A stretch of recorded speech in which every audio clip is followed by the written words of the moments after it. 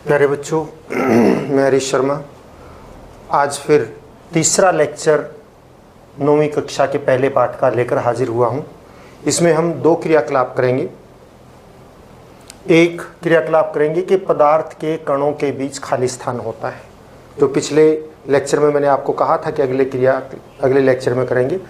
और एक और अलग अलग पदार्थों में यानी भिन्न भिन्न पदार्थों में विसरण की दर भिन्न भिन्न होती है। विसरण क्या होता है बच्चों? बेटा, विसरण होता है कि किसी भी चीज़ का, किसी भी पदार्थ के कणों का फैलना, अपने आप फैलना, ये विसरण है। आप देखिए, हम धूप बत्ती जलाते हैं, अगरबत्ती जलाते हैं तो उसके कण जो हैं दूर तक फैलते हैं। कोई एक बच्चा परफ्यूम लगा लेता है तो दूर तक स्मेल आ जाती है, हमें पता लग जाता है। ये विसरण के माध्यम से, इस तरह से कणों का फैलना हमने देखा था पीछे क्रियाकलाप में कि जब हमने पोटेशियम परमैंगनेट डाला पानी के अंदर तो वो अपने आप फैल रहा था, ये विसरण है। आज हम दूसरे क्रियाकलाप में ये देखेंगे कि एक में हम शहद डालेंगे, या आप दिख रहा होगा आपको, शहद है ये, शहद डालेंगे, और एक में हम पोटेशियम परमैंगनेट डालेंगे। आप देखेंगे कि एक जल्दी घुल जाता है, एक देर में घुलता है। क्यों? क्योंकि एक में विसरण दर, कणों के फैलने की दर ज़्यादा है और दूसरे में कणों के फैलने की दर कम है। सबसे पहले हम क्रियाकलाप करते हैं कि पदार्थ के कणों के बीच में खाली स्थान होता है। देखिए, ये मैंने जल ले लिया, पानी लिया है इसके अंदर, और पानी का स्तर मैं नोट कर लेता हूँ। ये पानी का स्तर है, इसका ऊपर का स्तर और पानी का स्तर बराबर है, जो निशान लगाया है। अब इसमें पानी, हमें लगता है कि इसके अंदर कोई खाली स्थान नहीं है, लेकिन जल के कणों के बीच में भी खाली स्थान होता है, क्योंकि हमारा क्रियाकलाप है पदार्थ के कणों के बीच खाली स्थान होता है। हमने ये सिद्ध करके दिखाना है कि हाँ, पदार्थ के कणों के बीच खाली स्थान होता है। यही हम इसमें सिद्ध करेंगे। हम इसमें थोड़ी चीनी डालते हैं, और चीनी डालेंगे तो चीनी घुलने के बाद भी पानी का स्तर यही रहेगा। इसका मतलब चीनी कहाँ गई? हमने चीनी डाली फिर भी पानी का स्तर नहीं बढ़ा। इससे ये पता लगता है कि पानी के कणों के बीच में खाली स्थान है, और चीनी घुलने के बाद उन्हीं खाली स्थान में चली गई है और पानी का स्तर ऊपर नहीं उठा है। तो आप, ये मैं चीनी निकाल रहा हूं, और ये चीनी,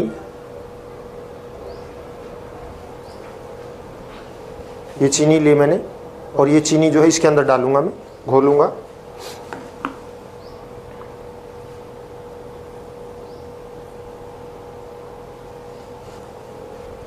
ये देखिए, चीनी इसके अंदर नीचे डाल दी, आपको दिखाई भी दे रही होगी।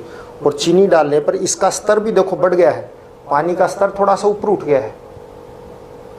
तो ये, क्योंकि अभी चीनी इसमें घुली नहीं है, तो चीनी ने पानी को हटा दिया है, क्योंकि चीनी के अभी जो क्रिस्टल हैं वो बड़े हैं, और बड़े क्रिस्टल होने के कारण वो पानी के बीच में जो खाली स्थान है उसमें नहीं समा पा रहे हैं।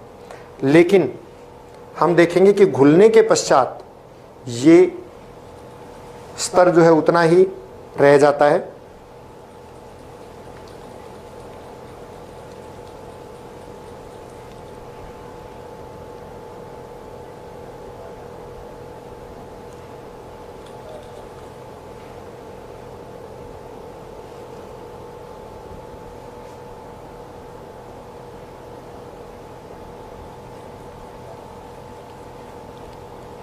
थोड़ी देर में घुल जाएगी। हम इतने दूसरा क्रियाकलाप भी साथ के साथ कर लेते हैं कि ये अभी घुल रही है, अभी इसका स्तर थोड़ा सा ऊपर है, घुल जाएगी थोड़ी देर में, और हम देखेंगे कि वापस उतना ही स्तर आ गया है।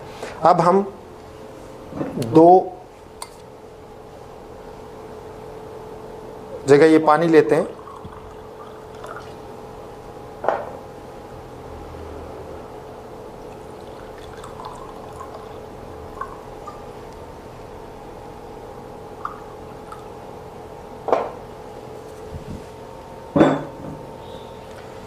एक में हम पोटेशियम परमैंगनेट के वही क्रिस्टल डालेंगे।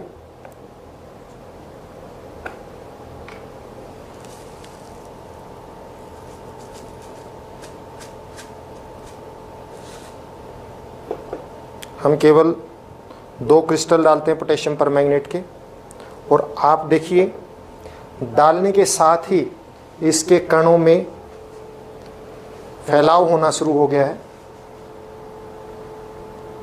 ये देखिए तली में ये फैलना शुरू हो गए कण, देखो फैलते हुए आपको नजर आ रहे होंगे।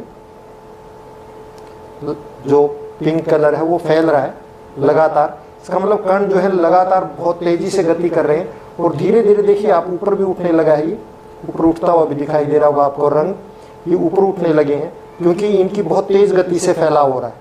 और हम देखिए इसको हमने रख देते हैं, और साथ में हम ये शहद लेते हैं और इस शहद को दूसरे पानी में डालते हैं, देखते हैं कितनी जल्दी घुलता है।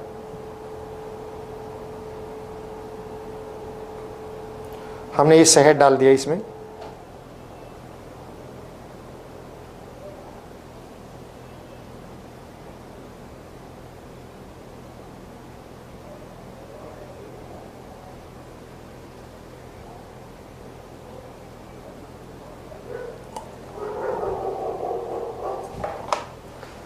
देखिए शहद, तली में आपको शहद दिखाई दे रहा होगा क्योंकि रंग थोड़ा सा हल्का होता है, इस करके देखने में थोड़ी सी दिक्कत आ सकती है, लेकिन फिर भी रंग हमें दिखाई दे रहा है शहद का इसमें। देखिए अब देखते हैं शहद कितनी देर में घुलता है और पोटेशियम परमैंगनेट क्या साथ साथ घुलते हैं या आगे पीछे, देखने की बात ये।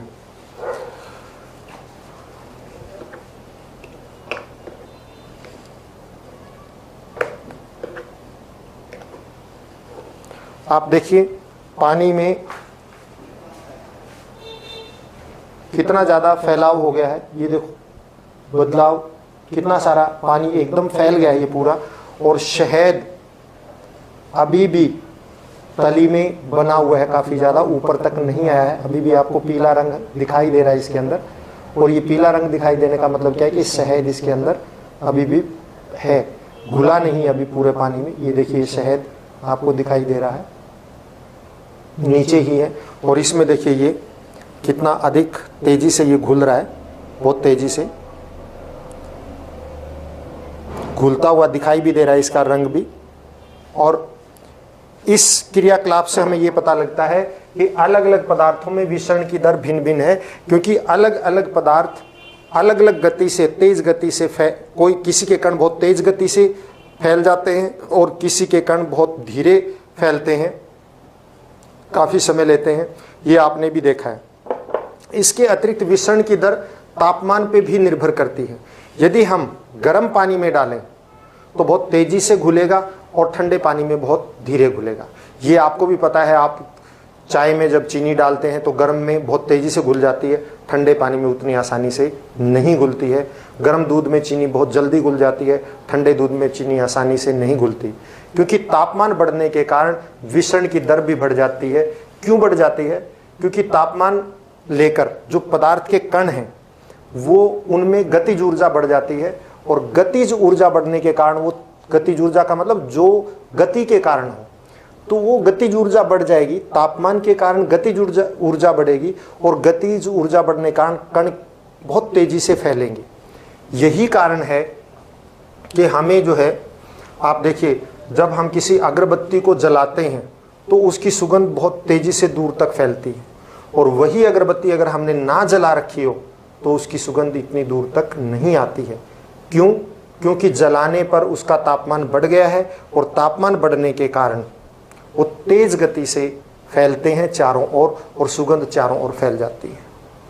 यही चीज़ होती है कि जो गर्म खाना होता है, खाना जो गर्म है, उसकी सुगंध दूर तक घर में से निकल के गली तक चली जाती है, लेकिन ठंडे खाने की सुगंध नहीं जाती है, क्योंकि ठंडे खाने में जो कण हैं उनकी गतिज ऊर्जा, तापमान कम होने के कारण उनकी गतिज ऊर्जा कम है, इसलिए वो तेजी से नहीं फैलते हैं। जबकि गर्म खाने में तापमान अधिक होने के कारण उसके कणों की गतिज ऊर्जा अधिक होती है और इसीलिए वो तेज गति से चारों ओर फैलते हैं और हमें दूर तक पता लग जाता है। अब ये देखिए, ये चीनी घुल चुकी है और घुलने के बाद थोड़ी सी रह गई है, मैं इसको और वो कर देता हूँ।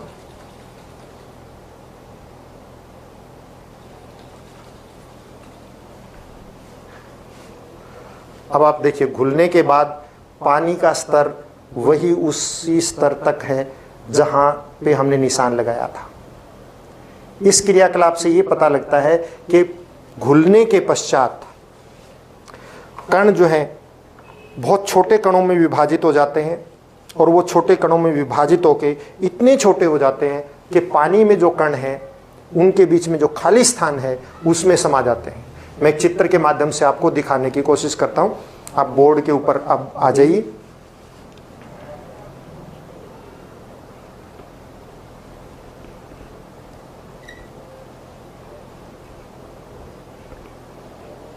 हम बोर्ड का वो करते हैं अभी।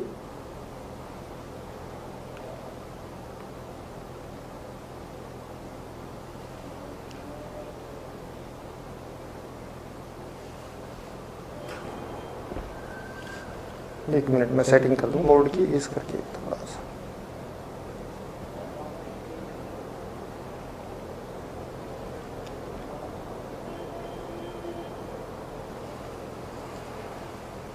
तो हमने देखा कि अलग अलग पदार्थों में विसरण की दर अलग अलग होती है। हम देखा पोटेशियम परमैंगनेट के कण बहुत तेज गति से फैल रहे हैं, जबकि शहद के कण बहुत धीरे धीरे फैलते हैं, क्योंकि शहद के कणों के बीच में आपस में जो आकर्षण का बल है वो बहुत ज़्यादा है और ज़्यादा होने के कारण उसको आसानी से फैलने नहीं देता है। पोटेशियम परमैंगनेट के कण बहुत तेज गति से फैल रहे थे, हमने देखा था। दूसरा हमने देखा कि कणों के बीच में खाली स्थान होता है। हमने जब पानी लिया एक ट्यूब के अंदर और उस पानी का हमने स्तर नोट कर लिया और फिर उसके बाद उसमें चीनी डालने के बाद हमने देखा कि उसका स्तर थोड़ा सा ऊपर उठ गया है, लेकिन घोलने के बाद स्तर वहीं चला गया। क्यों चला गया? क्योंकि घुलने के पश्चात चीनी के जो कण हैं वो बहुत छोटे कणों में विभाजित हो गए और वो छोटे कण इतने छोटे थे कि पानी के बीच में जो खाली स्थान है उसमें समा गए। और वो किस तरह से हुआ, चित्र के द्वारा देखिए आप पहले। जैसे हमने ये बीकर लिया या टेस्ट ट्यूब ली, कुछ भी, बीकर में हम मान लिया पानी लेते हैं और बीकर में पानी का स्तर, पानी के कण जो हैं, मैं कण दिखाता हूं, वो इस तरह से हैं। ये पानी के कण हैं जो एक दूसरे के साथ जुड़े हुए हैं।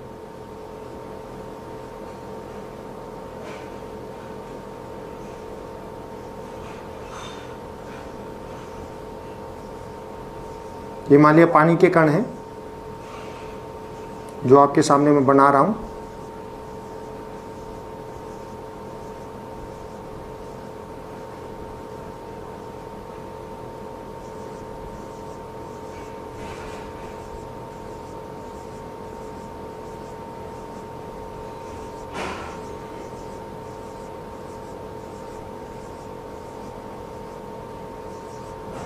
ये पानी के कण ऐसे होते हैं क्योंकि सभी, अब पानी के ये अणु हैं, मतलब अणु कहते हैं इनको वास्तव में, तो ये पानी के अणु इस तरह से हैं। और जब इसमें हमने ये एक मान लिया पानी का स्तर हो गया, जब इसमें हमने चीनी डाली तो चीनी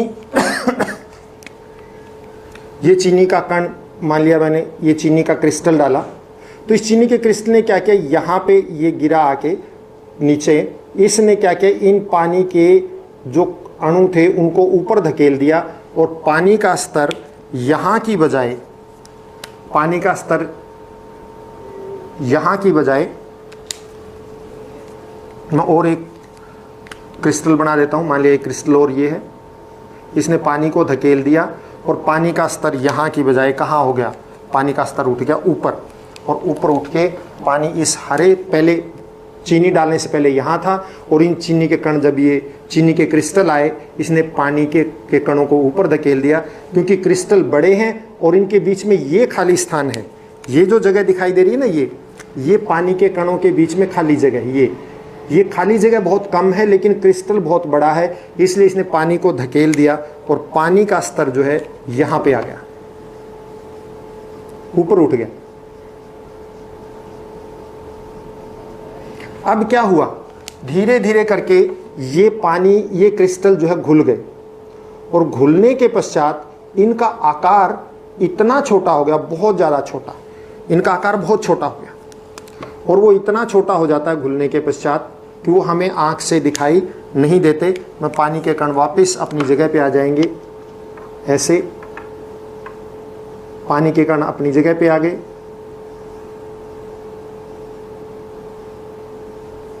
और ये पानी, चीनी घुल गई, और घुलने के पश्चात चीनी के कण इतने सूक्ष्म हो गए कि वो इन खाली स्थानों के बीच में ही समा गए। इस तरह से इन खाली स्थान के बीच में समा गई। तो जिन्होंने जो जगह घेरी हुई थी वो घुलने के पश्चात छोटे बन गए, और छोटे बन गए तो इन खाली स्थान में समा गए, और पानी का स्तर वापस नीचे आ गया। पानी का स्तर क्या हो गया, वापस नीचे आ गया। समझ रहे हैं ना आप बात? मैं दोबारा समझा देता हूं, एक बार ये चित्र बना दूं। ये लाल छोटे छोटे कण, ये चीनी के अणु हैं जो घुलने के पश्चात हैं। पहले हम देखते हैं चीनी बड़े बड़े क्रिस्टल उसके देखते हैं, सबको दिखाई देते हैं। पानी में घुलने के पश्चात वही चीनी हमें दिखाई नहीं देती। क्यों नहीं दिखाई देती?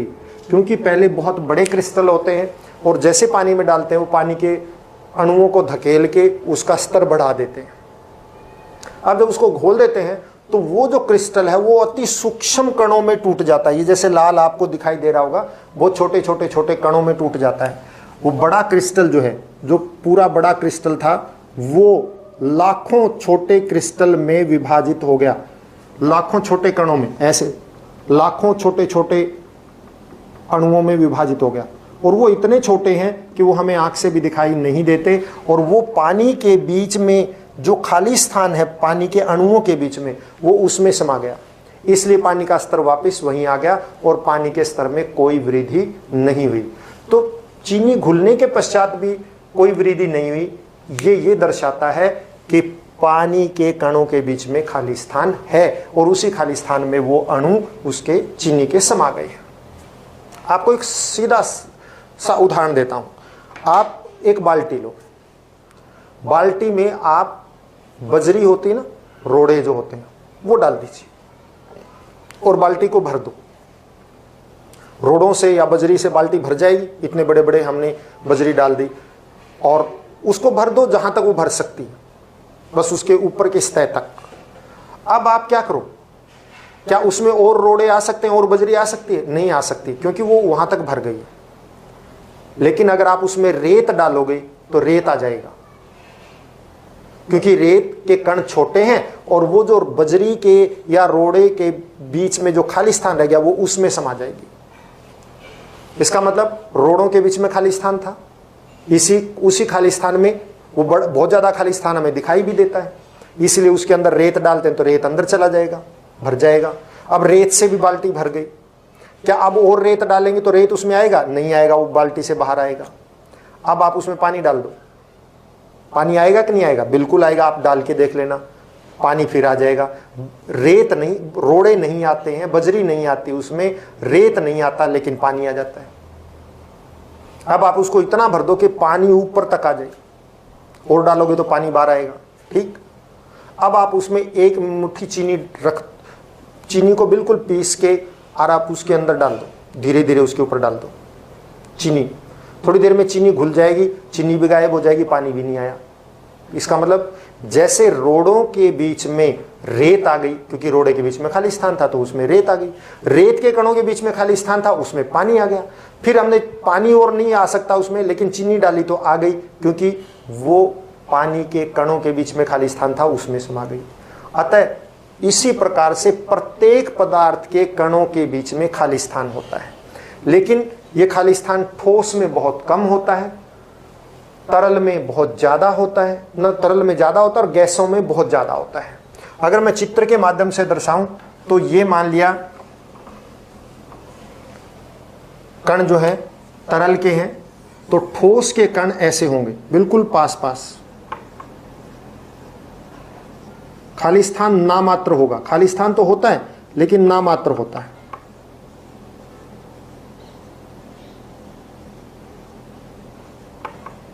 आपको और उदाहरण दूंगा एक में।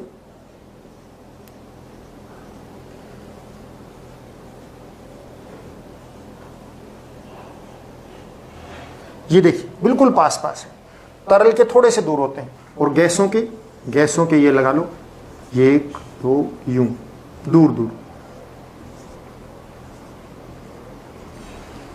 गैसों में इस तरह से। आपको एक और ठोस, द्रव और गैस में किस तरह से अंतर हो सकता है। भी ठोस में कण बहुत नजदीक होते हैं, बीच में खाली स्थान बहुत कम होता है, तरल में थोड़ा खाली स्थान ज्यादा होता है और गैसों में बहुत ज्यादा होता है। आप इसको समझने के लिए एक और भी क्रियाकलाप वो कर सकते हैं। आप जो है 30 गुब्बारे ले लीजिए और 30 गुब्बारे फुला लो आप। अब 10-10 के 3 ग्रुप बना लो। एक क्या करो, 10 गुब्बारे लो, उनका मुंह पकड़ो और एक ही धागे से बांध दो बिल्कुल पास पास। बस सबका 10 का मुंह आपने इकट्ठा पकड़ लिया और एक ही धागे से बांध दिया। और फिर दूसरे 10 गुब्बारे लो, उनको छोटे छोटे धागों से बांध दो। अब आपने जो इकट्ठे 10 गुब्बारे बांधे, उनकी स्थिति क्या होगी? उनकी स्थिति ऐसे होगी,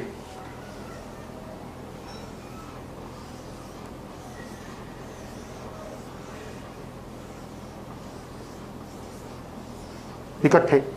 फिर आप छोटे छोटे धागे से बांध दो सबका, छोटे छोटे धागे लो और सबका मुंह बांध दो, और फिर उन छोटे छोटे धागों को आपस में बांध दो। जैसे ये धागा, फिर ये गुब्बारा, फिर ये धागा, ये गुब्बारा, फिर ये धागा, ये गुब्बारा, फिर ये धागा, ये गुब्बारा, ये धागा, ये गुब्बारा, ये धागा, ये गुब्बारा,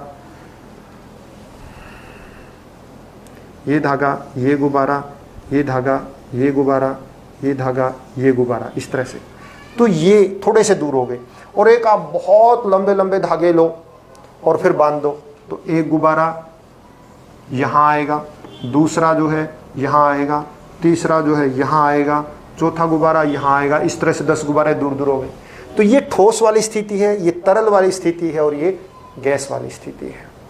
कणों के बीच में खाली स्थान होता है, लेकिन अलग अलग पदार्थों में अलग अलग खाली स्थान होता है। ठोस में खाली स्थान बहुत कम होता है, तरल में थोड़ा सा ज़्यादा होता है और गैसों में बहुत ज़्यादा होता है। अब हम ने ये 2 क्रियाकलाप किए।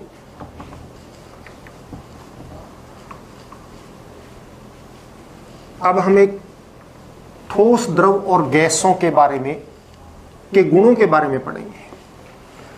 आज अभी हम ठोस के गुणों के बारे में बात करेंगे, तरल के गुणों के बारे में सिर्फ बताऊंगा अभी मैं, और अगले उसमें लेक्चर के अंदर आपको कुछ क्रियाकलाप भी आपको दिखाए जाएंगे, ठोस से संबंधित और गैसों से संबंधित। ठोस कौन से होते हैं, ठोस में क्या है, ठोस के गुण। देखिए, भौतिक आधार पर हम पदार्थों को 3 भागों में विभाजित करते हैं, 3 भागों में बांटते हैं। और वो 3 भाग क्या है भौतिक आधार पर पदार्थ की, यानी कि 3 अवस्थाएं हैं। और वो 3 अवस्थाएं क्या हैं? ठोस, द्रव और गैस। भौतिक आधार पर पदार्थ की 3 अवस्थाएं होती हैं।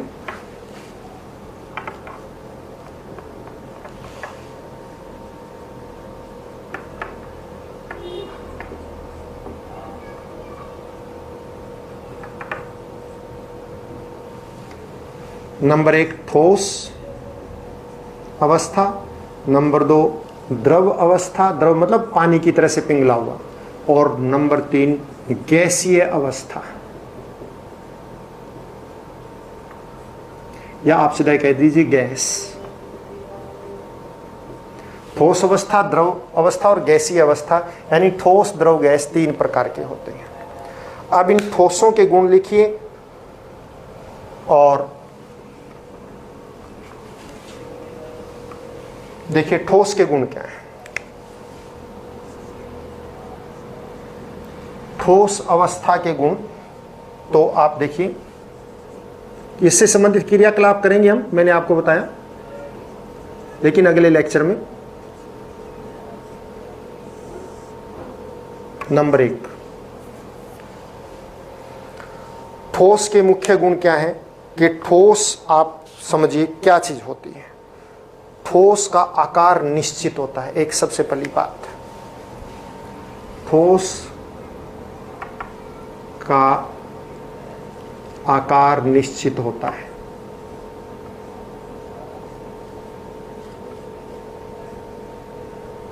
ठोस को कहीं रखो, उसका आकार नहीं बदलता, निश्चित होता है। नंबर 2, ठोस का आयतन निश्चित होता है।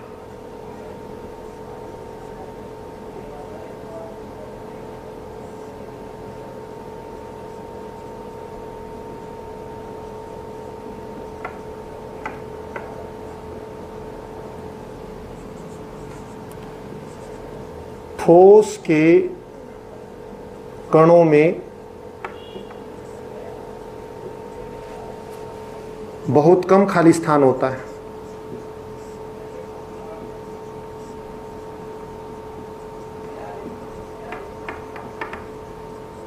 खाली स्थान बहुत कम होता है। क्यों कम होता है? क्योंकि उनके कणों के बीच में आकर्षण बल बहुत अधिक होता है। तो आप कह सकते हैं ठोस के कणों में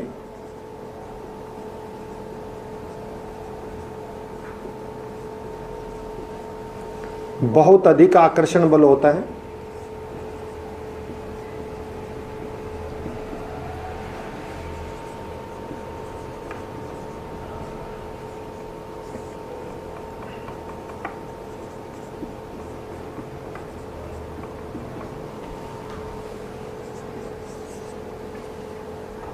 ठोस कठोर होते हैं,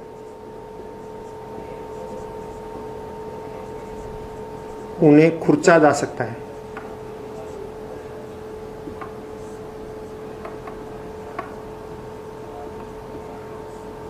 कि ठोस के कण जो है बहुत ही नज़दीक होते हैं और उनके बीच में बहुत अधिक आकर्षण बल है, और अधिक आकर्षण बल होने के कारण उनको आप जो है खुरच सकते हैं। और क्यों? क्योंकि वो एक दूसरे से बहुत अधिक चिपके हुए हैं, इस कारण उनको खुरचा जा सकता है।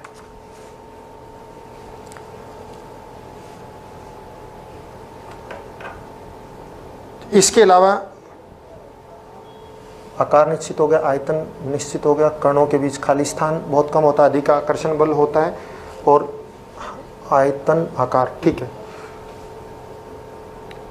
इसके अलावा ठोस जो है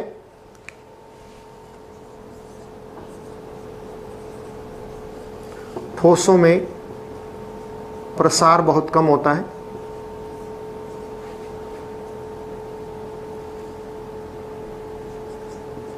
लगभग नामात्र होता है,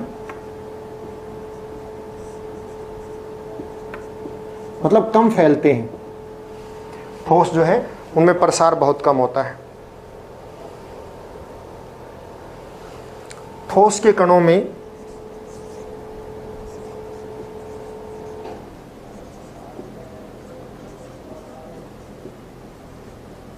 गतिज ऊर्जा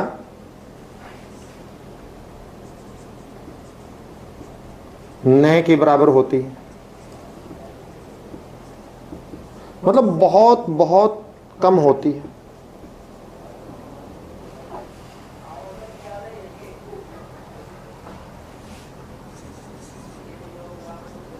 दबाव डालकर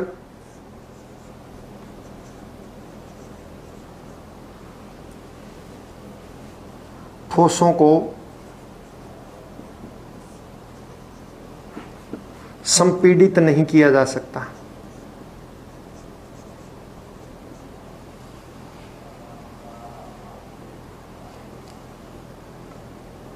या आप सीधा ही लिखिए, इसको सीधा लिख दे। ठोसों में आप सीधा लिखिए, दबाव तो डालेंगे तभी संपीड़ित। ठोसों में संपीड्यता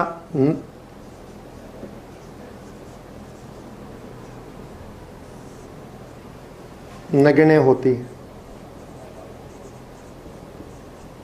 मतलब कि हम अगर ठोसों पे दबाव डालें तो वो जो है संपीड़न, बहुत नजदीक आने के दबाव से वो उसका जो पिचक जाना बहुत कम होता है, ना के बराबर, क्योंकि ठोस के कण पहले ही बहुत बहुत नजदीक होते हैं, इस कारण उनके अंदर संपीड्यता नगण्य होती है। यानी प्रसार का मतलब विसरण, ये मैं आपको पहले बता देता हूं। ठोसों में प्रसार मतलब विसरण, यहां लिख देता हूं, प्रसार का मतलब यहां लिख लीजिए विसरण बहुत कम होता है। तो ये ठोसों के मुख्य गुण हैं। इसी तरह से हम पहले इनके गुणों के बारे में थोड़ा सा, एक दो गुणों के बारे में हम चर्चा करेंगे। जैसे कि आप यूँ कह सकते हैं कि रबर हो तो आप उसको खींच के उसका आकार बदल सकते हैं, स्पंज हो तो उसको दबा सकते हैं। वो सारे आप क्रियाकलाप मैं आपको सामने दिखाऊंगा और तब हम आगे बात करेंगे। और आज के इस लेक्चर में इतना ही, और आप इसको ध्यान से समझिए, ध्यान से सुनिए और बार बार देखिए। इसको ना आए तो आपको पता है मैंने अपना नंबर दिया था, मैं आपको फिर दे देता हूं कि आप इस नंबर पर व्हाट्सएप करके अपनी कोई भी आपको समझ में नहीं आया है, चाहे लेक्चर 1 में हो, चाहे लेक्चर 2 में, चाहे लेक्चर 3 में, कोई भी आपको कठिनता आ रही है, कोई समस्या आ रही है, तो आप इस नंबर पर व्हाट्सएप करके बता सकते हैं कि ये मुझे समस्या आ रही है, मुझको दोबारा समझाया जाए। धन्यवाद। घर पर रहें, स्वस्थ रहें और बड़ों का कहना मानें। Have a nice day.